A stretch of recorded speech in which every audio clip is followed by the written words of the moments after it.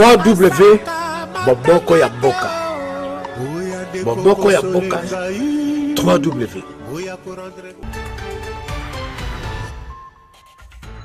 Bila biona na sona bino totimola mpo ya koyoka penza makanisi ya bayimboka boye bahete mpona lelo toyambi mwana mboka Herman Tumba ye azali coordonnateur ya lisanga 100% faci na ye nde mpenza tokoluka toyeba nini ntina bokeli ya lisanga lie 100% faci mosala nini mpenza basalaka okati ya lisanga na bango biyano na mituna na ngai bokozwa yango okati ya nasona biso ya makolo mwa lelo mwana mboka mbote mpe boye malamu mbote mama non tu n'as besoin de cause la penza pour koyeba Asbel 100% faci ezali nini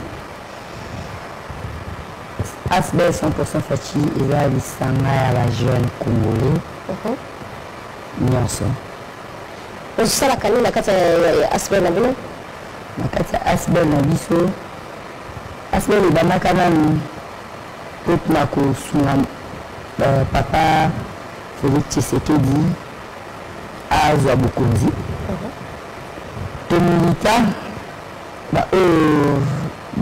bana mboka ebele yayebi bitumba na biso toza babayonete na banzoto toza na bapota ya babayonete tokota bakasho mpona kobimbela ekolo parceke tozalaki na posa ya changement wana bongo ntango tosili kozwa oyo tobandaki koluka nde tolobi tokotika ye kabamboka ye moko te elongi tosimba na loboko tosunga parce que tomitunaki motuna moko est-ce que akozwa vraiment bongo ngonga ya kokita mpo alongola fulu ntango aza na makambo mosusu akosala tomitunaki akozwa vraiment ngonga mpo alongola bandeko bana na biso nyonso ya moins de 12 ans oyo baza na balabala bazotanga kelasi te.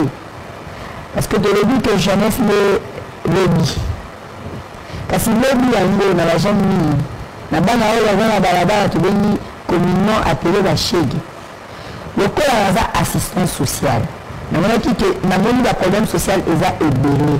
Na le ba ki que ceux qui na le dit que le côté à baï politique na pe na ko banda ko sala politique to ko bosana bana bandeko social. Yango bongo Kaboli Asbel la bien ni Kaboli na matière politique. Tony Kaboli en tout cas politique était le sur ta communiqué. Ce qui me coloque la mara émission na na école la politique na koya le kola partisan il y a eu de pèse. Maintenant on avait la Asbel 100% faci en tout cas était une politique. Tant on a mis le kola cordon parce que il est devenu comme ça la différence entre Herman combattant il y a eu de pèse. Na Herman coordinateur à 100% faci. L'objectif est Asbel la bino 100% faci. L'objectif na biso c'est belé na tout le monde qui est urgent et mibale. Voilà vraiment tout le monde qui est trop urgent que si tu bandaki que travailler dessus et qu'on réfléchit dessus. Donc biso va y va fou. Kinshasa na biso eza na fou partout. Na esika na mona afu mutela aka na shamba na la kana sala ce cas bini besoin na kuna fu na bini besoin pas fu atelo na tongo na poko okutango mais pour la nini bino besoin de la makambo ya fu ko na kotia bo peto na yengo na kozikincha sa ntia ne pesa po si la semaine la bino kombo ya 100% faci Asbel 100% faci et idéalement parce que comment la mode qui les gens qui nous disent non au médiocre. Voilà, depuis 2016. Ce que nous avons dit pour la nuit, nous avons dit comme temps, parce que tant que nous sommes là, à un meeting, premier stade de Martyr, na triomphal. Tu là qui va travailler bisoté. Tu là qui clair, va travailler bisoté, au cours la présidence sous Moïse. Moïse a postulé parce qu'il y a eu ce qu'il y a eu. Toponi faci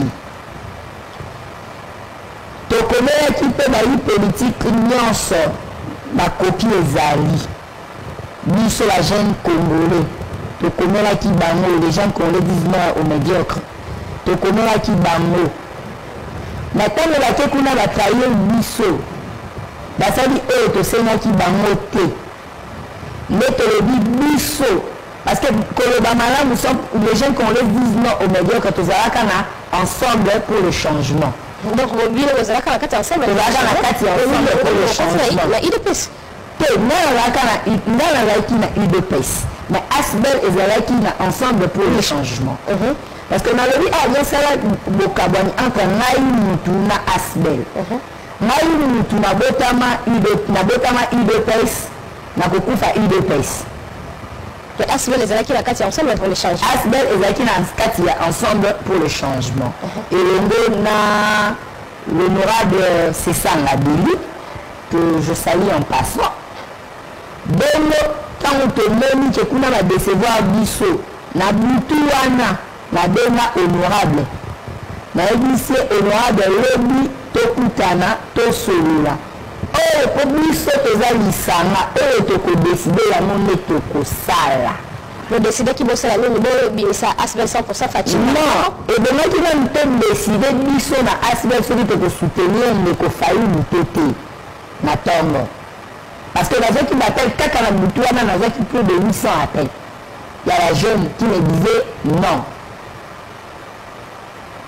Il y a tout le monde qui est il y a 100% fatigué. Plus de 800 jeunes. Bon, appelé la nuit pour me dire non. Quand on a raté, il y a tellement d'azar. La nuit, la balabala, n'a craqué. La nuit, n'a pas de parce que la gila qui fidélité. Asbel, ce qu'on a vu madame Asbel 100% fatigué, ils allaient qui ensemble, ils allaient de la politique, mais le but ici, c'est politique. Tu as dit la partenaire là-bas. Tu as dit que tu as politique. Tu as dit la partenaire là-bas. Donc, le même qui va encore électorat à Bissau. Parce que 100%, Asbel 100% fatigué, il regroupe pas 50 leaders par commune. Et chaque leader gère 100 jeunes. Mais tout ce que vous comprenez, 50 leaders par commune, ça va 50 fois 24, et chaque leader avait géré 100 jeunes. Ça va 24 fois 50 fois 100. Donc, le camp là, tu as besoin d'un électorat pour chasser les médiocres, mais tu as qui les électeurs, ensemble. On était là officiellement.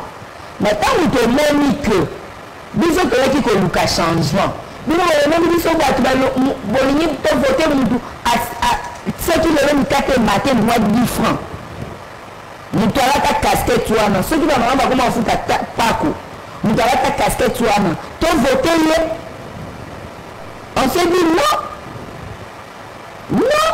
Francis Kalongo, à son temps, je n'ai jamais été d'accord avec Francis Kalongo et je ne serai jamais d'accord avec sa politique. C'est un dire que je salue. Dis-nous que le gars qui n'a la nuit. Tu vois qu'il n'a ndeko failli. Tu vois qu'il t'a voté. Voilà, avant, actuel président de la République, que je salue avec tout respect, son excellence, avant, président arrêté signature naïe. Monsieur Tolakino. Donc, pour ça qui président Félix Antoine Tshisekedi a réalisé. En tout cas, cette décision revient au président, mais c'est question de siège social à mon équipe d'image. Tu donnes qui l'honorable Peter Kaz a dit que je salue aussi ma téléphone. Tu dis c'est bien voir ce qui se passe à la semaine. Mandala, les Alakiwana, pour me dire non. Nakanaki Biro à Asben na Simi Mutuna, na Tché Mutuna Mabila. Nous avons 100% Fatih. Encore 100% Fatih, la minute aux agents congolais. Moutala, c'est la même chose. L'agent congolais. 100% Fatih. Et Bandi Wapi. Tout le monde est le président, mais Banda Moulani. 100% Fatih et Banda le 19 septembre 2016. Na Congo, les jeunes congolais disent non aux médiocres. S'il est là, et qu'on puisse déjà combien de... Là, on te dit le 25 décembre, on est aux autres décisions après pour parler là-bas, parce que c'est une asbelle, on ne décide pas comme ça. Quand le président Kouna Indi, il a fallu ce qu'il a fallu, le président a retiré la signature, il a fallu maintenant entrer en pourparler avec les amis, les membres. On est en train pour parler, le temps d'écrire également à l'ensemble qui est au niveau. Le temps de décider, ça sera quoi le nom. Ensemble, maintenant, c'est qui Bisso, Fati ou rien. Le cas, au lieu de Fati ou rien, mais tu le qui 100% Fati. Tu le mets dans hôtel de ville, c'était le 26 décembre, mais tu signé 4 2018. Oui, 2018. C'est tous les membres qui ont signé le 25. Le document est signé le 25. Si je l'avais, je vous montrais. Sinon, à la prochaine fois, je l'ai mis comme le document le 26 décembre parce qu'il y avait un choc. Balobaki, les jeunes congolais disent non. Tu as commis 100%, tu veux utiliser même statut, même règlement d'ordre, mais tu as commis 100% Fati. Et tu mets quelqu'un qui est-ce que Binonio Sobolongo qui bien banga monsieur Batikali le mouvement wala mususu. En tout cas, mouvement les balaka lisusuté. Mouvement en tout cas pour les alliés lisusuté. Parce que ceux qui prouvent même pour te soutenir les airs, tu peux dire que quand les airs est venu nous voir, ce que tu as une image propagande les airs au commande en chair et en os, au commande à la décoration pour son Fati en chair et en os. Pour te soutenir, moi, dans le les airs, l'honorable que je salue avec respect, tu peux qu'il y ait conditions qu'il faille lutter. Dans le moment où moi, dans les airs, à l'Obaki, à soutenir, faille lutter. Lelo tsoki totai malamu mpenza basbel topeda masanga ya Fati ezobima ebele génération Fati bamisusu bino 100% Fati donc bakombo ya Fati ekomi ebele donc eseni ezali entre bino 100% Fati na masanga wana mosusu ezali kobima mama na ngai soko bani kocompare ngai na babasano mosusu na kokambo babasano wana ya 2016 alaka rapi ntango ngai nazozwa ntango ngai ozalaki te 100% Fati 100% Fati wana bobongoli yango na 2018 tobongoli yango na 2018 kasi ekomi 100% Fati mpo ekomaki opposition ekabwanaki te mama ekomaki Fayulu na Fati tomonaki so tocontinue les gens qui na disent non ndeko Fayulu akoyeba te ke na les gens qui na disent non baza na nsima na ngai donc c'était un message joueur comme on a fait ça en Obolo pour la police à Ndeko Fayulu que tozana yote. Est-ce que vous comprenez maman mais je te pèse comment c'est une façon police à Ndeko Fayulu tozana yote. Donc tozana ensemble parce que ce qu'on a eu de peste que tu s'adhérer que tu as eu de peste Asbel. Depuis là tu s'adhérer sur la partie politique mon côté. On a adhéré une plateforme politique et décevoir Misso. Tu s'adhérer sur une plateforme politique mon corps on reste social. Même en comme ça, parce que tu as eu de peste, tu as eu de Asbel les eu de peste. Ce qu'on a eu de peste, tu as eu la commune à Asbel a eu de peste politique à la commune. Donc nous sommes autonomes, vous êtes quoi? Tu es autonome. Tu veux voler dans la propre zèle na Misso. To salisaka, moi 50 francs, moi 100 francs pour m'abandonner l'activité à Misso. Cela ne veut pas dire que te donner la place de soutenir Misso te donner la quitter. Mais il y a des côtés où tu soutenir Misso, il y a que tu as 100% Fati. Donc au Kanisate qu'un jour tu as 100% Fati pour te comme à 100% qui gagne. Ah, vous avez le 100% Fati, on a soutenir Fati, mais vous allez le côté. L'angambo et Félix Antoine. Et là, quand tu as dit que la sur son point, et là que social est bon. Mais évitez ceux qui télé 50 des actes bien informés, ceux qui tirent la cérémonie au côté de tout 100% Fati et ça la nini. Bah oui, c'est ceux qui font les ailes sous la cérémonie. Aujourd'hui, je le crois de dire qu'ils font les ailes sous la cérémonie. Bah oui, c'est vrai qu'ils sont la décoration 100% Fati et tout. Je mets quiconque en défi et après ça, nous sommes 100 francs à défier sur la télévision. Kingai na sima na bango na pesa ki bango. Motu na pesa motu ya pesa yake kutola ya ngwana mimi musala. Mimi si musala 100% Fati sala oyo na ba commune to tangi ya ngwana selema ngwana ki awa 100% Fati to sala ki boye to pe musala ya motu musala kati ya Kinshasa bien mozali penza na ba tina ba province musu na na ngaize et ya ngwana ko to solela ki l'autre fois biso ne le mona 100% Fati il fallait to bina depuis le 3 janvier. Pour tout ça la première activité. Na bebulisi eza na mboka oyo jusqu'à là tozoyeba te bebulisi wana eza nini.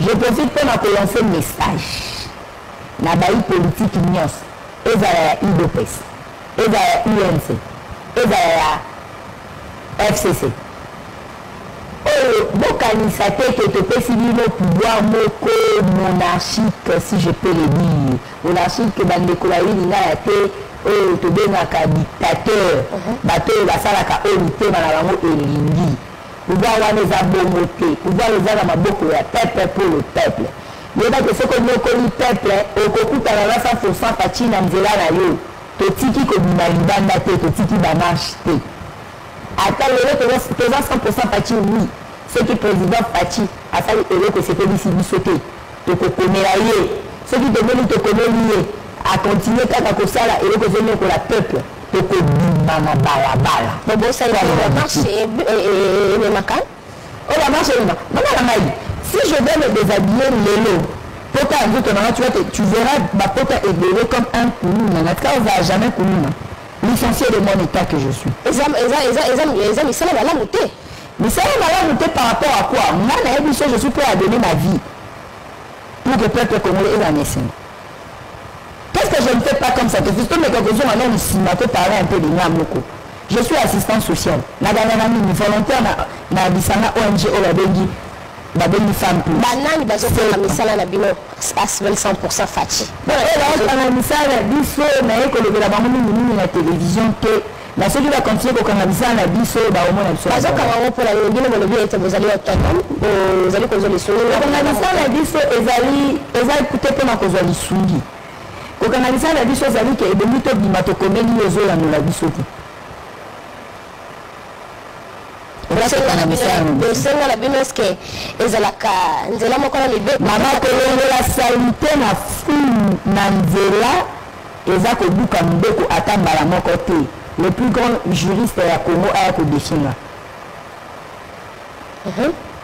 nde yango wana bazoboya kolalola na bisenga na bino ya kolongola bafulu te mpe ya makambo mosusu par exemple nakei je salue au moins avec courage bandeko oyo ya bacamion balongolaka biso matiti je salue au moins ntango na yo epa na yo mama nayebi si yo que par exemple mama naza na besoin yo opesa ngai policier mpe batala biso parce que comme tolongola batiti kobosana te teke bandeko ya lisanga ya lamuka baza na mot d'ordre ya kosala mobulu donc ça misala wana ebongi tozala na policier mpo abatela biso parce que biso tobundaka te biso tozalaka pacifique ntango ya koya mpo abundisa biso on sera obligé de rester pacifique donc tant que rester pacifique ndeko abimaki nano matiti wana mpona kosala yango il faut manzaka na ye deba toza na bainstrument kutu complété parce que soki tolati baimage okomona ngai nazotimbola nazosimba ngo na maboko tala manzaka licencié de mon état na tala manzaka sikoyo yo ndeko wana nyokoli na nzoto ne atiki oyo nyonso akoki kosala nango ya kosala aye abandi kosimba matiti wana maboko mpo alobi non na salite alobi adieu le poubelle à Kinshasa sikoyo ndeko wana oye kobundisa ye ebongi la police soki toza assuré que toza sécurisé par la police nde ya kosala mosala na ye ya kotya biso ya kotya ndeko wana koya mobulu hors état de nuire sikoyo yo capitaine ntango tokomeli yo otindi nango mpe la police te la police face à makanisi wana to mpe ya kotelemela bino ya koboya kolemela bosala ya bino bozokanisani face à makanisi wana je fais appel à général Kassoumi général 100% faci towana biso bapoliticien te toza na minduki toza mpe bato ya désordre te tozolongola matiti soki bandeko na biso ya basusiate soki toponi par exemple lelo tokoya njili ete tokomeli commissaire wana oyo azotala secteur wana atindela biso n'en plus que 2 policiers on est sûr que s'il y a 2 policiers soki eyindi akobenga renfort eya korenforce biso parce que bandeko ya lamuka bazosala oyo mitema na bango esepeli mais biso mpe moye mpe mbunda na bango eza te parce que topréféré kimia et puis je profite pour dire à mon humble avis ça n'engage que moi, ça n'engage pas la CIDEL, mais ça m'engage moi. Là, je parle comme Herman. À mon humble avis, je dis ceci. Je ne sais pas si je peux me permettre de donner un conseil au président de la République. Je dis, je ne vois pas en quoi le président est obligé de travailler avec Fayoum. Est-ce qu'il y a qui s'était aussi le Moussala, sur le Congolais kozala congolais ou non à mon humble avis je pense que être congolais elingi koloba te qu'il faut mutu aya kobeta yo mbata to asakana na otika ye parce que osepeli osamsana eza suka ya maso na biso na koloma lelo merci mwana mokuse mpenza mwa ya motu ya kopesa na bayimboka mingi mpenza na ya asbel 100% fati bazali koyoka yo mpona kosilisa Nandeko nyonso oyo ali à joindre biso 100% Fatieza ouvert tozoyamba mutu nyonso mais en condition que oya ko soutenir mwana mboka koya ko soutenir mwana mboka te ezela bapesa mbongo po en tout cas tozala biso na mbongo te koya ko soutenir mwana mboka le président de la République Félix Antoine Tshilombo Tshisekedi ezali koya neti sikoyo tozala na fulu toyaki tosisa nano fulu bon totala makambo mosusu